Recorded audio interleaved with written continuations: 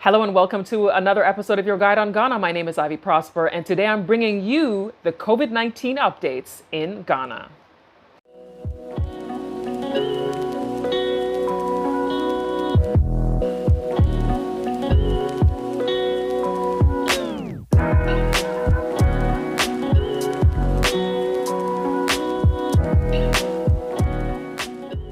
So on this episode of Your Guide on Ghana, as I said, I'm bringing you the COVID-19 updates.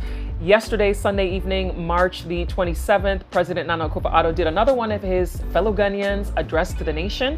And he spoke about what Ghana has gone through over the last 2 years since the first case of COVID-19 was detected in Ghana in March 2020.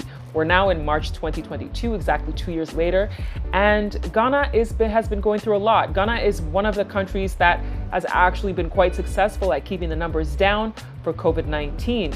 I'm going to read the numbers so that I don't give you inaccurate numbers, but since 2020, there have been 160,932 confirmed cases of COVID-19. That's as of statistics as of Friday.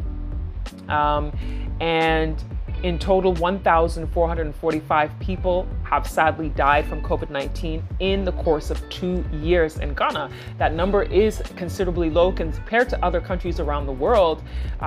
It's quite indicative of the way things have been on the continent of Africa. They expected things to be really bad. However, the continent of Africa proved the world wrong, and African countries had some of the lowest infection rates and some of the lowest death rates in the world for the pandemic.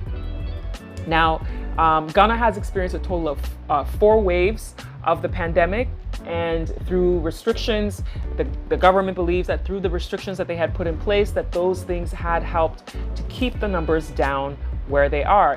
Of course, there are people who believe that it's not only that, but it's also the environment and also the way that people eat differently on the continent and in countries like Ghana, the way people eat different types of food, less processed foods that people eat. People tend to be more outdoors, getting a lot of vitamin D. So there are other factors in place here.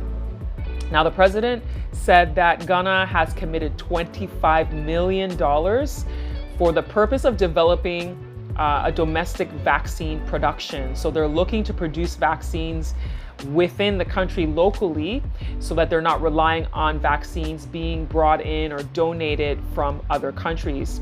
As of March 25th, Ghana had 72 active cases of COVID-19, and there's no critically ill people in the hospital.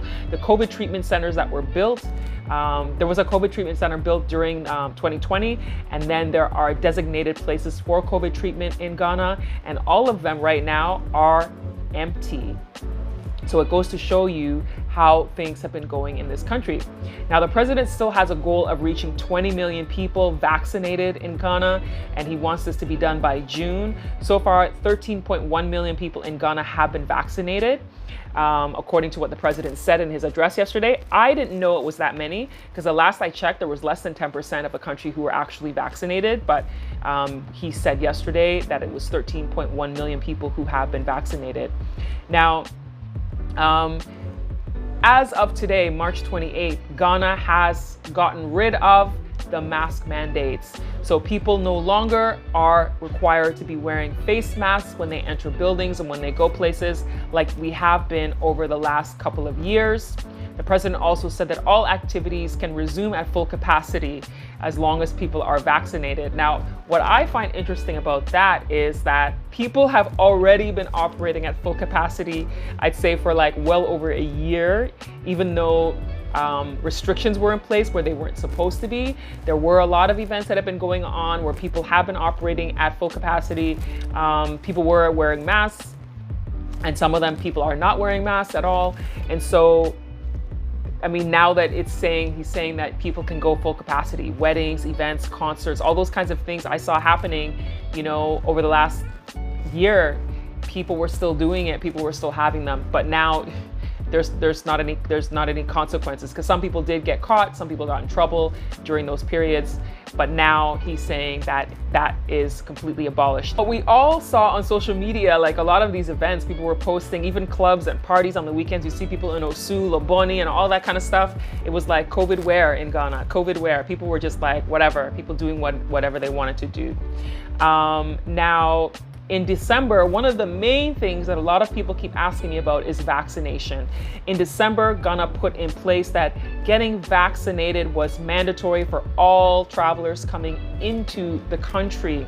And then the other thing that's been in place since September 2020 is that people are required to do COVID tests 72 hours within travel to Ghana, and then COVID test upon arrival at the airport in Ghana.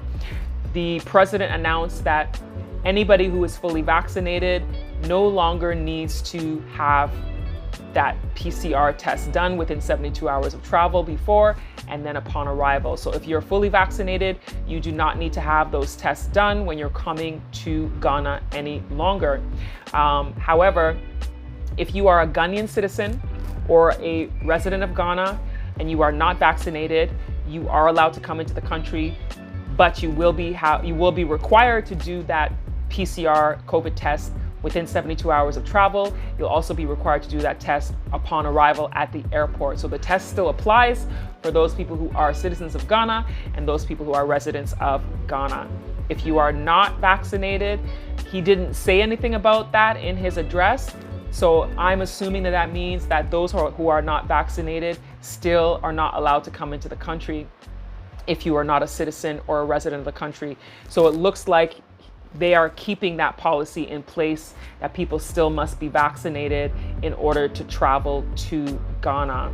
I have heard people say that there are loopholes that they've used to get through. I'm not here to say that you can or can't do it, but I've heard people say that there were loopholes they've used to come into the country. I have heard stories of people who've managed to be able to come to Ghana who are not citizens and who are not residents and who are unvaccinated, and then they were required to do tests and they were required to do quarantine before they can come into the country. So I have heard that from people. I'm not saying that that's what you should try, because I know that Ghana had been fining airlines if they were allowing people to come into the country who were not vaccinated, who were not citizens of the country. Now, the other development that was made was that all land and sea borders are now officially open. Again, this is another case of people were doing it anyway. So land borders, so Ghana borders Burkina Faso to the north, Togo to the east, and Ivory Coast, Cote d'Ivoire to the west. And so those land borders have been officially closed since 2020.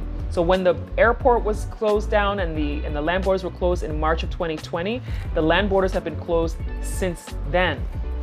However, that being said, there are a lot of people who've managed to get through the land borders, even though the land borders were supposed to be closed. I mean, I've seen people do YouTube videos about getting across the land border from Ghana to Togo or from Ghana to Ivory Coast during the times when it was supposed to be officially closed. So I know that people were managing to find their ways to cross, even though they weren't supposed to be crossing. So that is the most major development that has happened when it comes to COVID-19 in Ghana, is that if you are vaccinated, you no longer need to have that COVID test done. You no longer need to have the test done before and after arrival. However, if you are a citizen, I'm repeating this, if you are a citizen or if you are a resident of Ghana, permanent resident of Ghana, you can come to Ghana when you're unvaccinated. You will be required to do a test, and you will be offered vaccination at the airport, is my understanding. So those who are not citizens and are not vaccinated, they are not gonna let people come in, as far as my understanding of the situation is. So that's the update on COVID in Ghana. I don't know what your thoughts are. What do you think? I know that there's a lot of people who are not happy that Ghana went and did the mandatory vaccination, because there's a lot of people who felt like Ghana was a place that they could come and not have to feel like they were being forced to be vaccinated. I am not somebody who judges anybody who chooses to get vaccinated or who chooses not to get vaccinated. I believe that everybody does have a right and should be able to make their own choice what they want to do, whether they choose to do it or not to do it, and that we shouldn't be fighting, we shouldn't be battling so much about it. I know people have lost friendships. Friendships have been divided, relationships completely destroyed and decimated because of the extreme beliefs that people have over the whole vaccination policies. So that is the update from Ghana. And I know that a lot of people are happy that they don't have to wear the masks every day anymore, because so many offices, you had to be wearing your mask every day. You had to be wearing your mask when you get on public transportation. Everywhere you went, you go to the bank, you go to the buildings, and then the security wouldn't even let you in unless you're wearing a mask. But the funny thing is, people would be wearing their masks, but then they would walk in and then take the mask off. So that's the update. Thank you so much for watching. If you have any comments, put them in the comment section. Is there anything that you want to see on my channel here? Please put it in the comment section. Thank you so much for watching, and I will see you next time.